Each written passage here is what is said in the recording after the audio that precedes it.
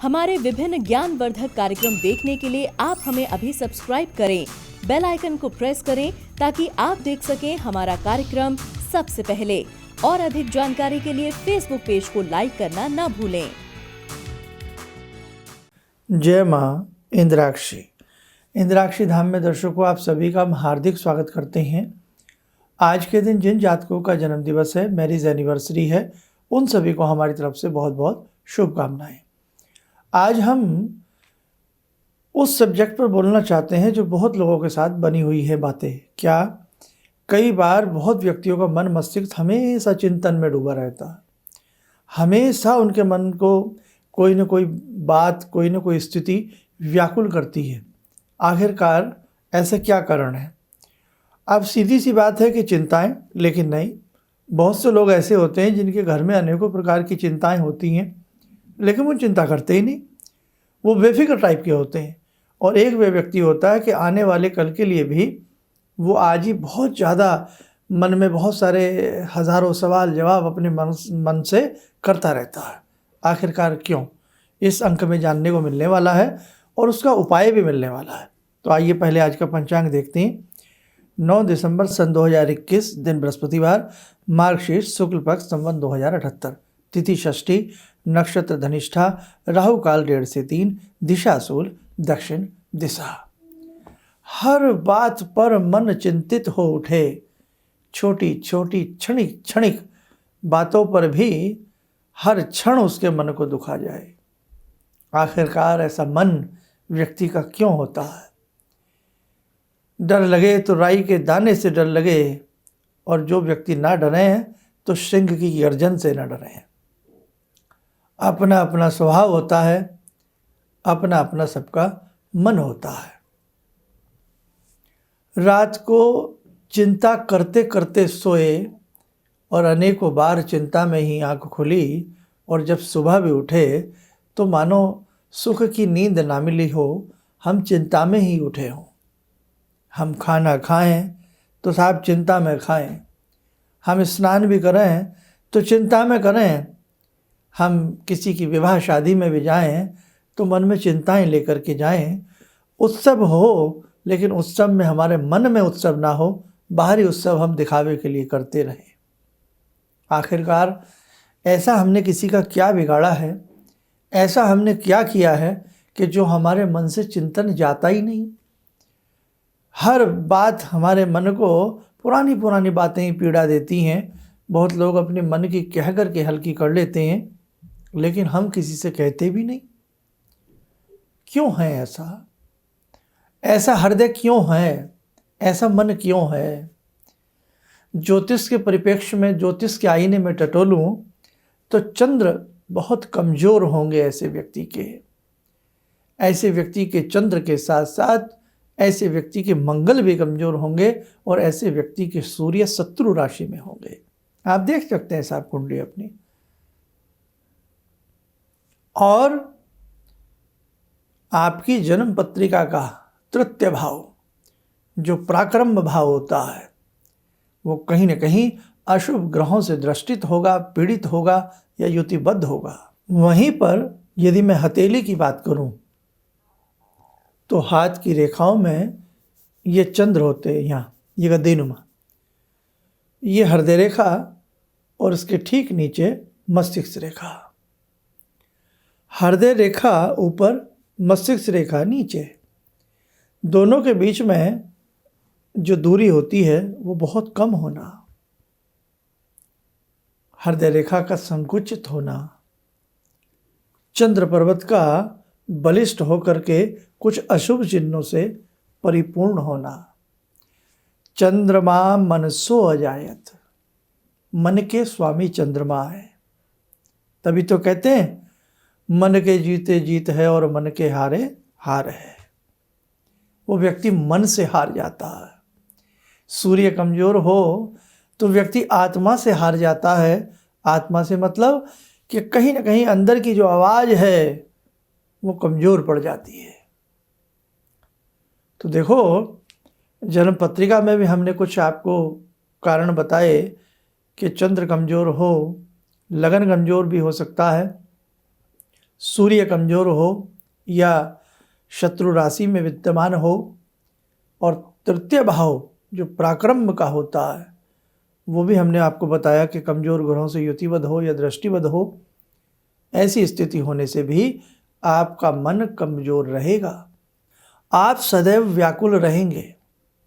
ऐसी स्थिति होती है जब ऐसे ग्रह होते हैं। अब आइए निदान की बात करते हैं, हमें उपाय क्या करना चाहिए। एक बार आप 3.25 माह के लिए गायत्री मंत्र की 5 माला करना प्रारंभ कर दें। देखो, जीवन बहुत कीमती है, बहुत कीमती है। जो संसार से चले गए कदापि लौट करके नहीं आते। हमें भी जाना है, आपको सबको जाना है। हम पुनः लौट करके इस रंग में, इस स्वरूप में, इस नाम में, इस गोत्र में, इस कुल में, इस परिवार में तो नहीं आएंगे। जैसे कर्म होंगे वैसे ही हमें कर्म फल के आधार पर हमें योनि प्राप्त होगी। इसीलिए ये जीवन बहुत कीमती है ना। कहीं पशु बन गए, डंडों की मार खाते रहेंगे, मन मर्जी नहीं हो सकती, कुछ भी नहीं हो सकता। लेकिन हम इंसान हैं, बहुत सारी चीज़ें हमारे पास, मनोमस्तिष्क है, विचार शक्ति है, बहुत सारी चीज़ें हम अपने लिए कर सकते हैं। इसीलिए 5 माला प्रयास करें। 3 माह हमें प्रातःकाल उठ करके सूर्य नारायण का स्मरण करते हुए हमें 5 माला का जप करना है। बहुत मन से, भाव से हमें 90 दिन तक का ये कोर्स करना है और उसके बाद सूर्य नारायण को 1 लोटा जल अर्पण करना है। ऐसे लोगों को जिनका मन बहुत सदैव चिंतित रहता हो, कुंठित रहता हो, व्याकुल रहता हो, ऐसे व्यक्तियों को मंगलवार के दिन हनुमान जी को पुष्प चढ़ाने चाहिए, लाल रंग के रक्त वर्णी, और हनुमान जी को फल फूल आदि अर्पण करके उन्हीं के श्री चरणों में बैठ करके उन्हें बजरंग बाण का पाठ करना चाहिए। और दुर्गा कवच अपनी साधना में शामिल कर लें, प्रतिदिन दुर्गा कवच पढ़ें। आप इतना हमारे कहने से करिए, आपको बहुत सुंदर लाभ की प्राप्ति होगी। आपके मन में मजबूती आएगी, आपकी आत्मा में मजबूती आएगी और परमात्मा की कृपा से आपके रुके हुए कार्य भी बनेंगे। 5 माला लेकिन गायत्री की, आंधी आवे तूफान आवे, मन लगे ना लगे, लेकिन करना है। जब करोगे तो धीरे धीरे मन भी लगने लगता है। तो बस ये ध्यान रखना, जो मैंने आज बताया है इसे आप करके देखो, आपको बहुत अच्छे लाभ की प्राप्ति होगी।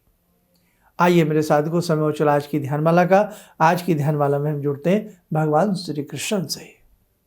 ॐ करारविन्दे न पदारविन्दं मुखारविन्दे विनिवेशयन्तं वटस्य पत्रस्य पुटे शयानं बालामुकुन्दं मनसा स्मरामि बालामुकुन्दं मनसा स्मरामि कस्तूरीतिलकं ललाटपटले वक्षस्थले कौस्तुभं नासाग्रे वरमौक्तिकं करतले वेणुकरे कङ्कणं सर्वाङ्गे हरिचन्दनं सुललितं कंठे च मुक्तावले गोपास्ति परिवेष्टितो विजयते गोपालचूडामणि शान्ताकारं भुजगशयनं पद्मनाभं सुरेशं विश्वाधारं गगनसदृशं मेघवर्णं शुभांगं लक्ष्मीकान्तं कमलनयनं योगवृद्ध्यानगम्यं वन्दे विष्णुं भवभयहरं सर्वलोकैकनाथं। कवच बना लें, ध्यान करें, भगवान श्री कृष्ण का शुभ आशीष हम सबके ऊपर बरस रहा है।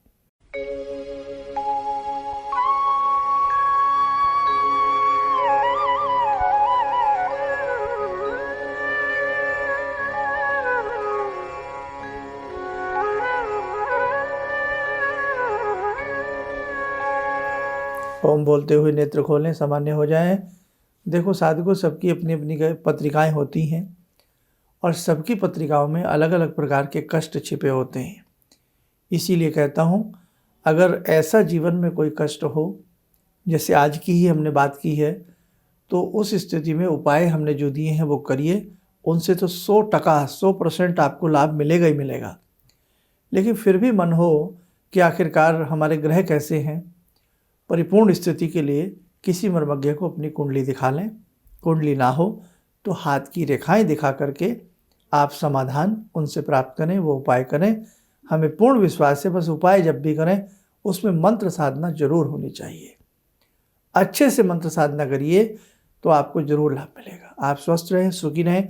इन्हीं शुभकामनाओं के साथ हम अपनी वाणी को विराम देते हैं। जय माँ इंद्राक्षी। जिंदगी के इस प्रवाह में तमाम लोग डिप्रेशन के इस हालात से गुजर रहे हैं। सफलता असफलता अपने जगह की बात है, लेकिन पता नहीं कितने सारे लोगों को इन्होंने डिप्रेशन से उबारा है, नया मोटिवेशन दिया है काम का। इनका जो एक अनुभव था कि एक मेरी बातें इनसे लगातार कभी कभार हो जाया करती हैं। एक दिन मेरी बात हो रही थी, अचानक इन्होंने प्रश्न किया कि क्या आपके यहाँ कौवे आ रहे हैं। मैं बहुत तेज चौंका। करीब 4-5 दिनों से कौवों का झुंड मेरे घर पे मंड रहा था। तो मैं यही सोचने परेशान था, ये शुभ है अशुभ है, क्या चीज़ है। तो मैंने प्रश्न किया कि क्या मैंने आपको बताया कि मेरे घर में कौवे आ रहे हैं। कहने नहीं, मुझको दिखाई पड़ रहा है। तो कुछ तो अलौकिक है इनमें। दूसरा क्या, जो इनका उद्देश्य है, जब महाकुंभ में आए थे, मेरी इनसे वार्ता हुई तो मैंने इनका उद्देश्य जानना चाहा कि किस उद्देश्य के लिए आप काम कर रहे हैं। तो जो उद्देश्य उन्होंने मुझको बताया, मैं मन से इनके उद्देश्य के साथ जुड़ गया। इनके साथ तो जुड़ा था ही, अब इनके उद्देश्य के साथ भी हूँ मैं। किसी भी समस्या के समाधान के लिए मिले प्रसिद्ध हस्तरेखा एवं वास्तु विशेषज्ञ प्रोफेसर धर्मेंद्र शर्मा जी से। नोट: शिविर में भाग लेने हेतु एवं व्यक्तिगत रूप से मिलने के लिए कॉल करने का समय सुबह 10 बजे से शाम 6 बजे तक। हमारे विभिन्न ज्ञानवर्धक कार्यक्रम देखने के लिए आप हमें अभी सब्सक्राइब करें, बेल आइकन को प्रेस करें ताकि आप देख सकें हमारा कार्यक्रम सबसे पहले। और अधिक जानकारी के लिए फेसबुक पेज को लाइक करना न भूलें।